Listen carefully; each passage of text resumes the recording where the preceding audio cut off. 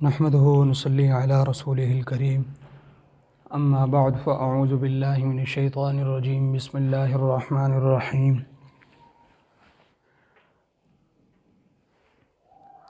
वत्लु अलैहिम नबअल्लज़ी आतैनाहु आयातिना फ़न्सलख़ मिन्हा फ़अतबअहु शैतानु फ़कान मिनल गावीन। सदक़ल्लाहुल अज़ीम व क़ाल रसूलुल्लाहि सल्लल्लाहु अलैहि वसल्लम मन अय्यर अख़ाहु बिज़ंबिन क़द ताब मिन्हु लम यमुत हत्ता यअमलहु औ कमा क़ाल अलैहि सलातु वस्सलाम।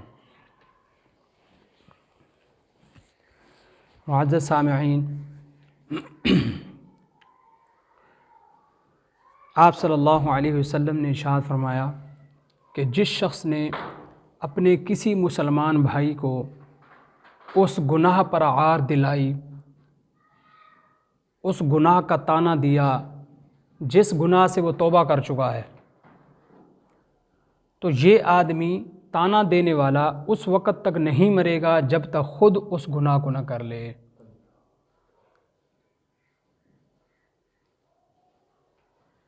तो इंसान से गलतियां होती रहती हैं, हम में से हर शख्स गुनाहगार है। अमूमन हम इंसानों का मिजाज ये होता है कि जब देखा कि ये फ़लाँ गुनाह में मुब्तला है तो उसको ताना दे दिया, अच्छा तो वही तो है, फ़लाँ बात कर रहा था, फ़लाँ काम कर रहा था, तो वही नहीं है, तो तेरा फ़लाँ के साथ ताल्लुक़ था, फ़लाँ चक्कर था, तो रिश्वत लेता था, तो फ़लाँ काम करता है, तो वही नहीं है। तो हुज़ूर ने फरमाया जिसने किसी मुसलमान भाई को उस गुनाह की आर दिलाई जिस गुनाह से वो तौबा कर चुका है, तो जब तक ये ख़ुद उस गुनाह में मुब्तला ना होगा इसको मौत नहीं आएगी। तो जब हमें पता है कि कोई शख्स तौबा कर चुका है तो उसको ताना नहीं दिया जा सकता, उसका मलामत नहीं की जा सकती, उसको आर नहीं दिलाई जा सकती। फिर कोई ये कहे कि अच्छा उसने तो अभी तक तौबा नहीं की, हो सकता है उसने तौबा ना किया, क्योंकि इंसान बहाने तराशने के लिए तो इंसान से बढ़कर कोई और माहिर है नहीं। तो हम ये कह देंगे अभी तो उसने तौबा की नहीं है, अच्छा गुनाह उसने सामने किया था तो उसको तौबा ही सामने करनी चाहिए थी। गुनाह तो अल्लाह ने माफ़ करना है, तौबा उसने तन्हाई में कर ली होगी। और हदीस में आता है आप सल्लल्लाहु अलैहि वसल्लम ने इरशाद फरमाया ईमान वालों के बारे में अच्छा गुमान रखो, अपने मुसलमान भाई के बारे में बदगुमान ना हो, अच्छा गुमान रखना चाहिए। तो अच्छा गुमान यही है कि उसने गुनाह किया था, तौबा कर ली होगी, लिहाजा उसको आर दिलाना कि ये गुनाह तुझसे सरजद हुआ, ये आर दिलाना इस्लाम में जायज़ नहीं है। फिर ये कि जिस शख्स से गुनाह हो जाए या कोई शख्स भी गुनाह कर रहा है तो उस गुनाह करने वाले शख्स से नफ़रत नहीं होनी चाहिए।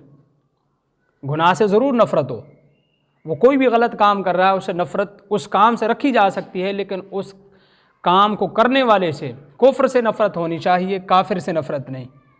फ़िस्क से, नाफरमानी से नफ़रत होनी चाहिए। जो शख्स नाफरमानी कर रहा है उसकी ज़ात से नफ़रत नहीं होनी चाहिए। देखिए हुज़ूर सल्लल्लाहु अलैहि वसल्लम की सुन्नत क्या है। आप सल्लल्लाहु अलैहि वसल्लम को काफिर कत्ल के मंसूबे भी बना रहे हैं, पत्थर भी मार रहे हैं, गालियाँ भी दे रहे हैं, हत्ता के पागल तक कहते थे माज़अल्लाह। लेकिन हुज़ूर सल्लल्लाहु अलैहि वसल्लम आगे से कह रहे हैं अल्लाहुम्मा हदी कौमी ला यअलमून, या अल्लाह इन बेचारों को पता नहीं है, मेरी कौम इसको पता नहीं है इसलिए ऐसी बातें करते हैं। तो उनके लिए दुआएं दे रहे हैं उनको। तो हमारा भी मिजाज यही होना चाहिए कि नाफरमानी करने वाले से नफ़रत ना हो, अलबत्ता जो उसका फ़ेल है उससे होनी चाहिए नफ़रत। और नफ़रत भी इस तरह हो कि ये बेचारा इस गुनाह में मुब्तला हो गया। तो सूफिया किराम ने लिखा है कि बाद अल्लाह वाले ऐसे थे कि किसी भी शख्स को देखते कितना बड़ा गुनाह क्यों नहीं कर रहा, तो कहते थे बेचारा इस गुनाह में मुब्तला हो गया। बेचारा जब हम कहते हैं तो तरस आता है, तो उस गुनाह करने वाले पे इंसान को तरस आना चाहिए। और जब तरस ही नहीं आएगा हम दावत भी नहीं देंगे, हम तो उसको बुरा समझेंगे। तो आप सल्लल्लाहु अलैहि वसल्लम किस तरह तरस खाया करते थे कुफ़ार के ऊपर, एक एक के पास जा रहे हैं, एक एक के पास जा रहे हैं, भाई दीन की तरफ आ जाओ, दीन की तरफ आ जाओ, तरस खा रहे हैं। ये नहीं कि नफ़रत पैदा हो गई हो खुद उन लोगों से, क्योंकि जब किसी के ज़ात से नफ़रत होती है उसकी निशानी यह है कि बंदा उसके पास जाना छोड़ देता है। हम उसको सलाम करना छोड़ देंगे जिससे हमें नफ़रत हो जाएगी, जिसकी ज़ात से। हाँ, जिसके काम से नफ़रत होगी उसकी ज़ात से नहीं, तो फिर हम उसको समझाएंगे बार बार।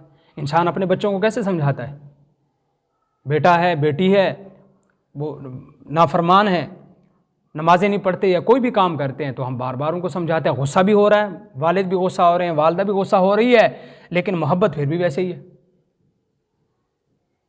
लेकिन अगर कोई दूसरा आदमी हो तो उसके बारे में हम सलाम करना भी छोड़ देंगे, उसकी तरह देखना भी, दूसरों को भी कहेंगे नहीं नहीं ये गलत आदमी है। तो गुनाहगार से नफ़रत की ज़ात से नफ़रत नहीं होनी चाहिए, उसके फ़ेल से ज़रूर उसको नापसंद करना चाहिए, क्योंकि अगर उसकी बुराई को नापसंद नहीं करेंगे तो फिर वो बुराई की नफ़रत हमारे दिल से जब ख़त्म होगी तो उस काम को ख़ुद भी करने लग जाएंगे। तो बुराई से नफ़रत ज़रूरी है। तो इंसान को चाहिए कि गुनाहगार के गुनाह से नफ़रत करे, लेकिन उस गुनाहगार की ज़ात से नफ़रत ना करे। तो ये हुजूर सल्लल्लाहु अलैहि वसल्लम ने हमें बात इरशाद फरमाई। देखिए, जब कोई भी आदमी नेकी की तरफ आता है, दीन इस्लाम की तरफ आता है, तो शैतान की सबसे पहली कोशिश यही होती है कि ये नेक काम करे ही ना। सबसे पहले शैतान का यही काम है कि किसी ना किसी तरह इसको नेकी की तरफ नहीं जाने देना, और अगर वो नेकी की तरफ आ जाए तो फिर शैतान के दो हमले होते हैं। सबसे पहले शैतान के दो हमले जो अक्सर लोगों पर काम कर जाते हैं। पहला ये कि जब आदमी नेकी की तरफ आने लगता है, थोड़ी बहुत नमाजें शुरू हो गई, ज़िक्र व अज़कार भी शुरू हो गया, तिलावत भी शुरू हो गई, दावत देने भी लग गया और नेकी के काम करने लग गया, तो चंद दिनों के बाद शैतान उसके दिल में डालेगा तो बड़ा नेक हो गया। बाकी सारे मस्जिद से उठ के चले जाते हैं तो बैठा रहता है, बहुत नेक बन गया। अब उसके दिल में शैतान हमला कर रहा है, बड़ाई का तकब्बुर पैदा कर रहा है उसके दिल में, उजुब, ये बहुत बड़ा आदमी बन गया तू, तो अब इतने बात तो तुझसे पहले जो बड़े बड़े नेक लोग हैं वो भी इतनी नफिल नहीं पढ़ते। वो फलां आदमी है, वो इतने साल का नमाजी है, इतनी नफिल तो वो भी नहीं पढ़ता जितनी तू पढ़ता है। इतना दीन का काम तो वो फलां आदमी भी नहीं कर रहा, जो इतना बड़ा आलिम है, वो इतने बड़े इल्म वाला, इतने सालों से लगा हुआ है, और तूने चंद दिन के अंदर इतने दीन का पैगाम पहुंचा दिया, तूने ये कर दिया। अब शैतान दिल के अंदर ये बीमारी पैदा कर रहा है उसके। नतीजा जब ये तकब्बुर आ गया, बड़ाई आ गई अपने अमल के अंदर, उसका सवाब ही ख़त्म हो गया।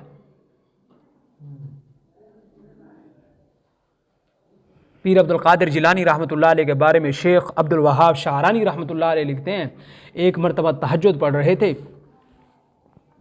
तो इतने में तहज्जुद पढ़ते हुए उनके सामने से एक नूर फूटा और फ़ज़ा में यूँ बुलंद हुआ और रोशनी ही रोशनी हो गई। इतने में उसमें से आवाज़ आई, कहे अब्दुल कादिर, तूने हमें खुश कर दिया, तूने हमारी इबादत का हक़ अदा कर दिया, लिहाजा अब तुझसे फ़राइज़ भी मुआफ़ हैं, तुझे रोज़े भी मुआफ़ हैं, और अब हमने ये इबादत की तकलीफ़ तुझसे उठा ली है। तो जवाब में शेख अब्दुल कादिर जिलानी रहमतुल्लाह अलैह फरमान लगे, कम बख्त, तू मुझे धोखा देता है, तू मुझे ये कहता है कि इबादतें तुझसे हटा ली गई हैं और मैंने इबादत का हक़ अदा कर दिया है। ये इबादत तो रसूलुल्लाह सल्लल्लाहु अलैहि वसल्लम से भी नहीं हटाई गई, तो मैं कौन होता हूँ कि मुझसे अल्लाह ताला ने इबादत को हटा लिया। तो ये जवाब उनको दिया। अब देखिए कितने बारीक बीनी से शैतान ने हमला किया। ये शैतान कहता है कि तू तो बड़ा नेक बन गया है। तो इंसान जब नेकी की तरफ आता है तो शैतान की कोशिश होती है जाए ना, चला गया तो सबसे पहले उसके दिल में तकब्बुर पैदा करेगा, बड़ाई पैदा करेगा। वो एक लतीफ़ा भी है, और कहते हैं कि एक वो जुलाहा था, उसने 2 रकतें पढ़ी और वही का इंतज़ार करने बैठ गया। ज़िंदगी में मस्जिद में आया, 2 रकत नफिल पढ़ी और इंतज़ार करने लग गया कि वही कब आएगी मुझ पे। तो शैतान इबादत के ज़रिए से तकब्बुर पैदा करवा देता है, बड़ा ही इंसान के दिल में कि मैं तो इतना बड़ा नेक इंसान बन गया हूँ। फिर दूसरों को हकीर समझने लगता है कि दूसरा, अच्छा ये भी इतना नेक नहीं है, ये भी इतना नेक नहीं है, मैं बहुत ज़्यादा नेक हूँ। और जब बड़ाई आ जाए तो अमल ही ख़त्म हो जाता है, उसकी तासीर ही ख़त्म हो जाती है अमल की।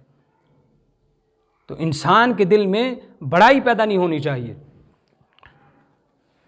और इस बड़ाई का अंजाम बहुत ख़तरनाक है। देखिए शैतान कितना इबादत गुजार था,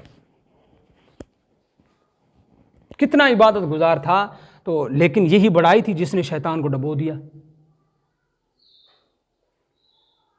इसी तरह एक और शख्स का वाक़या लिखा है, मूसा अलैहिस्सलाम की कौम का एक शख्स था बलअम बाऊर, वो भी ऐसे ही इसी बड़ाई की वजह से वो भी ख़त्म हो गया। कुरान करीम में जो मैंने आयत पढ़ी थी कि वत्लु अलैहिम नबअ अल्लज़ी आतैनाहु आयातिना फनसलख़ मिन्हा फ़अतबअहु शैतान फ़कान मिनल गावीन। बड़ा नेक आदमी था और मुस्तजाबुद दावात लिखा है कि जो दुआ करता था कबूल हो जाती थी, इतना नेक था पहुँचा हुआ। लोगों ने उसकी तारीफ़ की, बड़ा ही नेक है तू फ़लाँ है, तू फ़लाँ है, और मूसा अलैहिस्सलाम के ख़िलाफ़ बद्दुआ के लिए तैयार कर लिया। उसने कहा कि मैं ये जो था मूसा अलैहिस्सलाम की कौम का एक नेक आदमी था, और मूसा अलैहिस्सलाम को हुक्म हुआ कि आप जो है वो कौम उम्मालका के ख़िलाफ़ जो है जिहाद करें। तो वो कौम जिसके ख़िलाफ़ जिहाद होना था वो इस नेक आदमी के पास आ गए, बलअम बाऊर के पास, और इसको आके कहा कि तू इतना नेक आदमी है, मुस्तजाबुद दावात है, बद्दुआ कर मूसा अलैहिस्सलाम के ख़िलाफ़ कि उनकी कौम फतह ना कर सके, हमें शिकस्त हो जाए उनको। तो इसने कहा भी वो अल्लाह के नबी है, मैं कैसे दुआ करूँ, बद्दुआ करूँ उनके ख़िलाफ़, कर भी दूँ तो कबूल नहीं होनी, क्योंकि वो अल्लाह के नबी हैं। लोगों ने जब ज़्यादा मजबूर किया, तारीफ़ की, तो बड़ा नेक आदमी है, बड़ा पहुँचा हुआ है तू, तो अल्लाह के साथ तेरा बड़ा ताल्लुक़ है, तू बड़ा नेक आदमी है, तू जैसा कोई नेक नहीं है। तो इसने कहा चलो ठीक है, मैं रात को इस्तिखारा करूँगा, कल बताऊँगा। रात को इस्तिखारा किया, इस्तिखारे में यही इशारा मिला कि बद्दुआ नहीं करनी मूसा अलैहिस्सलाम के ख़िलाफ़, क्योंकि वो अल्लाह के पैगम्बर है।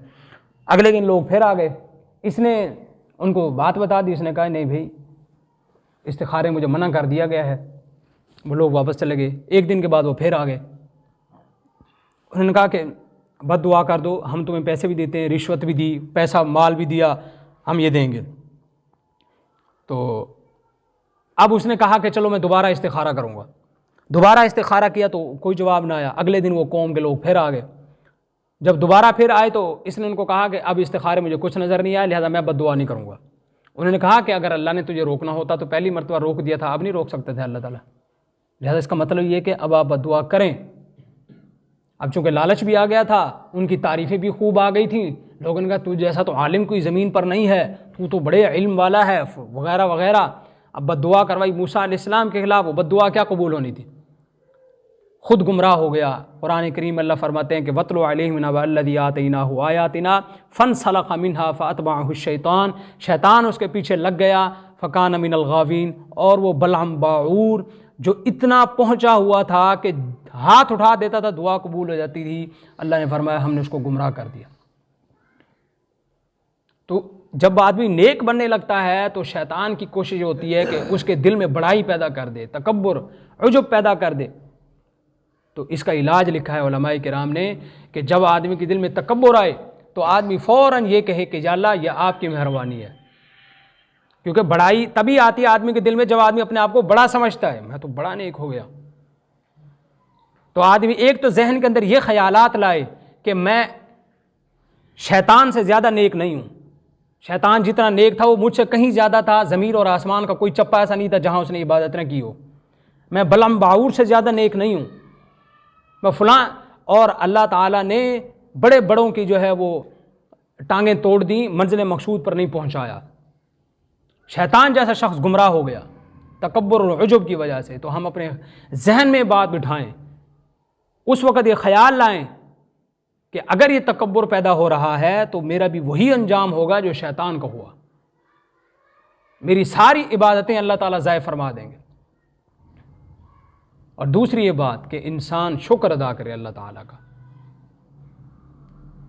दूसरा इलाज, एक तरीका ये कि ये जहन में लाए कि जो बड़े बड़े लोग गुमराह हो गए तकब्बुर और बड़ाई की वजह से, मैं भी हो जाऊंगा अगर मेरा ये तकब्बुर पैदा होता रहा दिल में।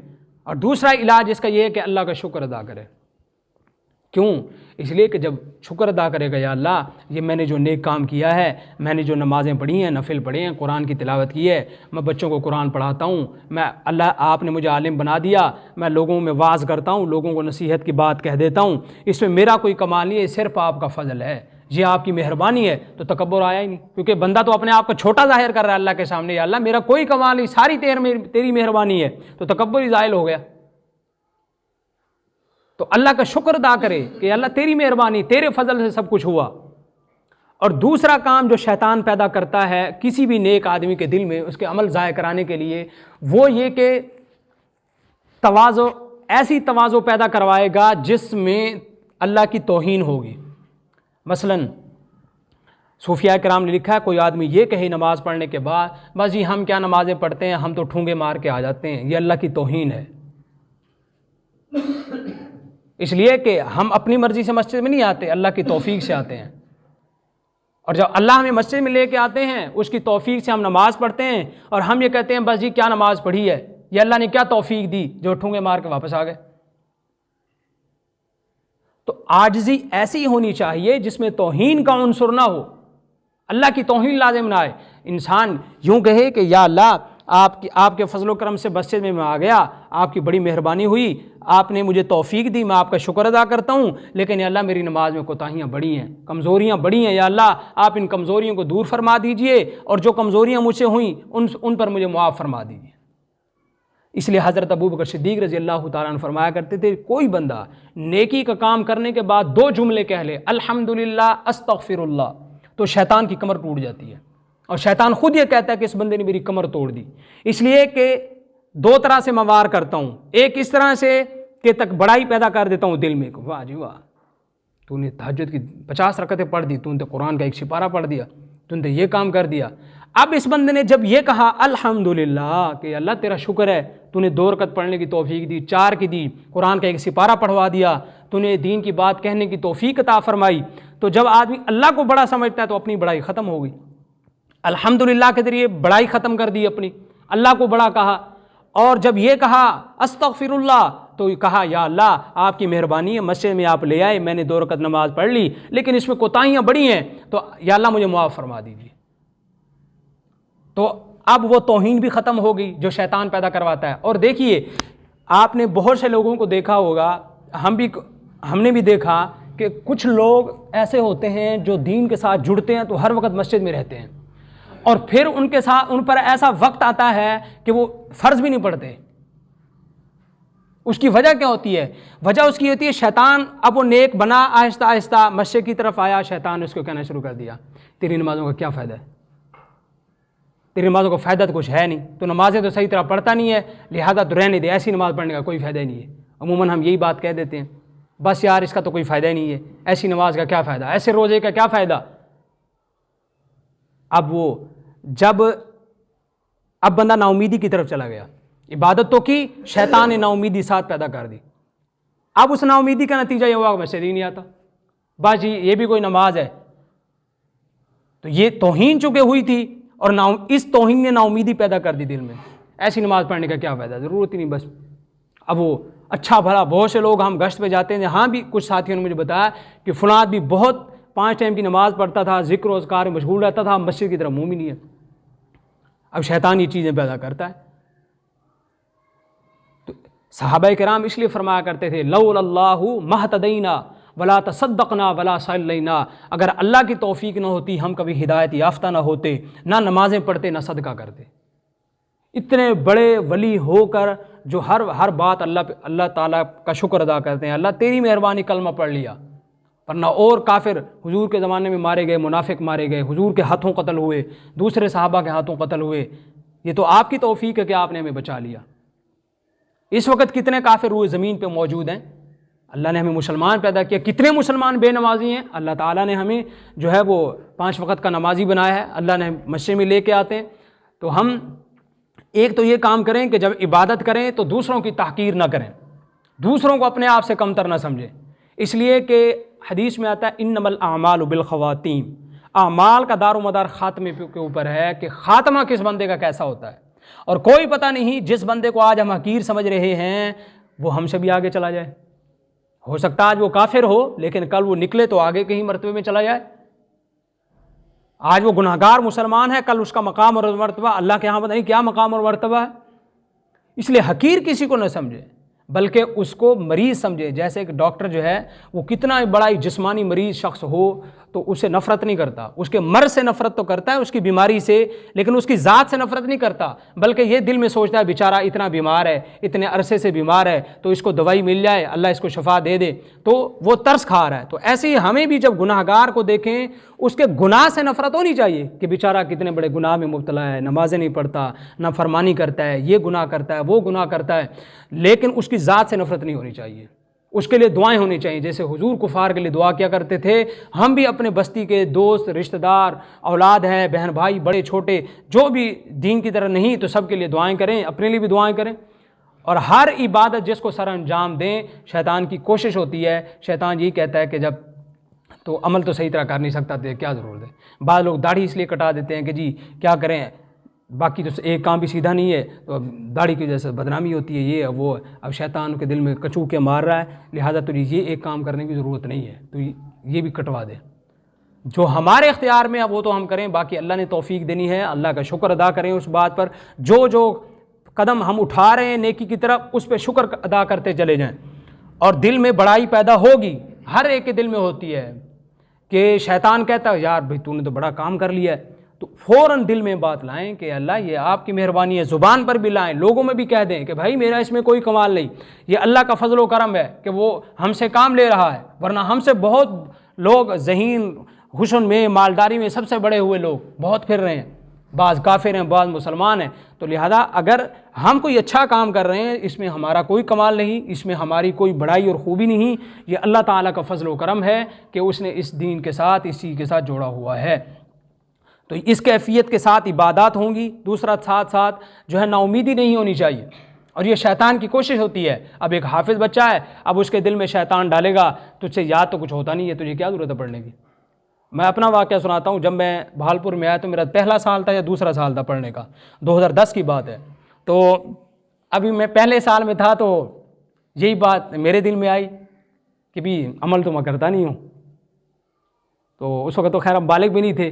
तो मैं जब मैं घर गया तो अब हमारे हिफ्ज़ के उस्ताद थे मौलाना खालिद साहब, अभी हैं वहीं पढ़ाते हैं, अल्लाह ताला उनकी उम्र सेहत में इल्म में बरकत अता फरमाए। मैंने उनको कहा कि उस्ताद जी अमल तो हम करते नहीं हैं, आलिम बनने का क्या फ़ायदा है। उनका बेटा आप पढ़ते रहो, आपका काम पढ़ना है, अमल में इखलास पैदा करना आपका काम नहीं है, वो जिसका है वो कर देगा। ये बात उन्होंने जहन में डाल दी, पढ़ते रहे। अब मालूम होता है कि वाकई वो शैतान का हमला था। तो शैतान यही बात कहता है क्या ज़रूरत है, फ़ायदा तो कुछ हो नहीं रहा तुझे, तेरी दुआ, तुझे कोई करामत वगैरह तो कोई ऐसी है नहीं, न तेरे अंदर है न जिनके साथ तू जुड़ा हुआ उनके अंदर कोई है। तो वो शेख अब्दुल वहाब शारानी रहमतुल्लाह अलैह वो पीर अब्दुल कादिर जिलानी का वाक़या नकल करने के बाद लिखते हैं, जो बंदा सिर्फ करामात पे भरोसा करता है तो अगर अब्दुल कादिर जिलानी की जगह कोई और बुज़ुर्ग होता गुमराह हो जाता। और शैतान ने कहा, शैतान ने जब उसे पीर अब्दुल कादिर जिलानी रहमतुल्लाह अलैह को कहा कि हमने तेरी इबादतें माफ़ जो है तकलीफ़ें हटा दी, तूने हमारी इबादत का हक़ अदा कर दिया, तो पीर अब्दुल कादिर जिलानी फरमाने लगे कि जब अल्लाह से इबादत कम नहीं, हुजूर सल्लल्लाहु अलैहि वसल्लम से इबादत कम नहीं हुई तो मैं कौन हूँ। थोड़ी देर के बाद फिर वो नूर चमका और फिर वो कहने लगा आज तेरे इल्म ने तुझे बचा लिया, वरना मैंने बड़े बड़ों को गुमराह कर दिया, बड़े बड़े नेक लोगों को। अब ये दूसरा वार था जो इतना बारीक था, जो समझ से भी बालातर है। पीर अब्दुल कादिर जिलानी रहमतुल्लाह अलैह फरमाने लगे कि कमबख्त तो फिर गुमराह कर रहा है, मुझे मेरे इल्म ने नहीं अल्लाह के फजल ने बचाया है। तो शेख साहब लिखते हैं कि पहला वार तो आम आदमी को भी समझ आ जाता है कि नमाजें कैसे मुआफ़ हो सकती हैं, जो हुजूर को नहीं हुई तो अब कैसे हो सकती है, दीन तो ख़त्म हो गया, मतलब मुकम्मल हो गया, बंद हो गया हुजूर के दुनिया से रुखसत होने पे। लेकिन दूसरा जो वार था कि तेरे इल्म ने बचा लिया, ये सबसे बड़ी ख़तरनाक चीज़ है जो आम लोगों को तो बिल्कुल ही समझ नहीं आती, बड़े बड़े भी पिघल जाते हैं कि तेरे इल्म की, आज हमारे इल्म की वजह से ये हो गया, फ़लाँ के इल्म की वजह से, फ़लाँ के इस काम दावत की वजह से, पढ़ाने की वजह से ये काम हो गया। ये सब शैतान इंसान के दिल में डालता है। जो कुछ भी होता है अल्लाह के फजल से होता है। इसलिए अल्लाह ताला कुरान करीम में जगह जगह फरमाते हैं कि मैं जिसको गुमराह कर दूं, है कोई दुनिया की ताकत, दे उसे हिदायत। सारी दुनिया के पीर उठ के दुआ करने लग जाएं, वो मुसलमान नहीं हो सकता। तो असल अल्लाह की हिदायत है, तो अल्लाह का फजल होता है असल। देखिए हुजूर सल्लल्लाहु अलैहि वसल्लम सारे काफिरों के लिए दुआएं करते थे कि नहीं करते थे, लेकिन कितने काफिर ऐसे कुफ्र के ऊपर मर गए, कितने मुनाफिक होकर मर गए। तो असल सब कुछ अल्लाह का फजल होता है। तो हम यहाँ जो मस्जिद में जमा हैं, ये अल्लाह का फजल है, इसमें हमारा कोई कमाल नहीं। मैं आया हूँ तो अल्लाह के फजल से, आप आए हैं अल्लाह के फजल से, ना हमारा कोई कमाल नहीं इस चीज़ के अंदर। तो अपनी इबादात में हम बड़ाई ना आने दें, बिल्कुल फ़ौरन अल्लाह की तारीफ़ करें या अल्लाह के सामने हाथ जोड़ें, अल्लाह आपका एहसान, आपकी मेहरबानी मस्ते में ले आए, ये बात कहने की सुनने की तौफीक अता फरमाई। और दूसरा, जो दूसरों के ख़िलाफ़ दिल में ये आ जाता है कि मैं तो बड़ा नेक हूँ और ये तो कुछ भी नहीं, फ़लाँ कुछ भी नहीं, तो ये भी शैतान की चक्करबाजियाँ होती हैं कि जब शैतान में ये बड़ाई का अंसर पैदा होता है कि तू तो बड़ा नेक है, फ़लाँ तो ना नमाज़ें पढ़ता है, वो तो ज़्यादा ज़्यादा फ़र्ज़ पढ़ के भाग जाता है, तू तो जो है इतनी नवाफिल भी पढ़ता है, तू तो दुआएं भी बड़ी लंबी लंबी मांगता है, रो रो के दुआएं मांगता है। अब शैतान उसके अंदर वसवसे डाल रहा है, सारी इबादत ख़त्म हो जाएगी। तो इसलिए अपने अंदर तकब्बुर को पैदा नहीं होने देना चाहिए। और ये तकब्बुर हर जिसके पास जितनी इबादत ज़्यादा होगी, जितना इल्म जिस बंदे के पास ज़्यादा होगा, उतना ही ज़्यादा उसके लिए ख़तरनाक होगा। शैतान के पास इल्म था जो था, इबादत कितनी ज़्यादा थी, तकब्बुर खा गया उसको, ले डूबा उसकी सारी नेकियों को। ताऊसुल मलाइका उसका लक़ब था आसमानों के अंदर के फरिश्तों का मोर, अमल के लिहाज से इतना खूबसूरत, लेकिन तकब्बुर आया, एक मरतबा आई, ज़ुबान से उसका इजहार किया, ख़त्म हो गया। तो इसलिए हमारी इबादत में कोई भी काम करे, कुरान पढ़ने पढ़ाने वाले हैं, जो है कोई दीन का काम हो रहा है, कहीं दावत दे रहे हैं, हम किसी को समझा रहे हैं, कोई हदीस की तशरीह कर रहे हैं, कुरान की तफसीर कर रहे हैं, अपने दिल में तकब्बुर ना आने दें और फ़ौरन अल्लाह का शुक्र अदा करें, अल्लाह आपका एहसान है। फिर जो कमियां कोताहियां हो जाएं तो नाउमीद होने की ज़रूरत नहीं है, बल्कि ये कहें या अल्लाह आपने तौफीक दे दी, मस्जिद में ले आए, या अल्लाह इबादत में दिल नहीं लगता, ये काम मैं सही तरह नहीं कर सकता, या अल्लाह जो कोताहियां हो गई इन पे मुझे माफ़ी दे दीजिए, या अल्लाह मुझे अच्छे अमल की तौफीक दे दीजिए। तो जब ये कैफियत होगी तो इंशाअल्लाह फिर जो है शैतान हमला नहीं कर सकेगा। और दूसरा, जैसे आखिर में फिर वही बात, हज़रत अबू बकर सिद्दीक़ रज़ियल्लाहु ताला अन्हु ने फरमाया कि जो बंदा कोई भी नेकी करने के बाद अल्हम्दुलिल्लाह अस्तग़फिरुल्लाह कह लेगा, शैतान की कमर टूट जाती है। शैतान ना तकब्बुर दाखिल कर सकता है, क्योंकि अल्हम्दुलिल्लाह जब कहा तो अल्लाह को बड़ा कहा, या अल्लाह तेरी मेहरबानी है, मेरा तो कोई कमाल नहीं। और जब अस्तग़फिरुल्लाह कहा तो साथ साथ उस इबादत से नाउमीद भी नहीं हुए कि इस नमाज का क्या फ़ायदा है, बल्कि ये कहा, या अल्लाह नमाज तो मैंने पढ़ ली आपकी तौफीक से, लेकिन अस्तग़फिरुल्लाह मैं आपसे माफ़ी मांगता हूँ, कोताहियाँ बड़ी हुई मेरी नमाज। और अल्लाह से तौफीक मांगे, अल्लाह मज़ीद हमारी नमाज को बेहतरी अता फरमा। अल्लाह से दुआ है अल्लाह ताला जो बात कही सुनी इस पे अमल की तौफीक अता फरमाए। हमारे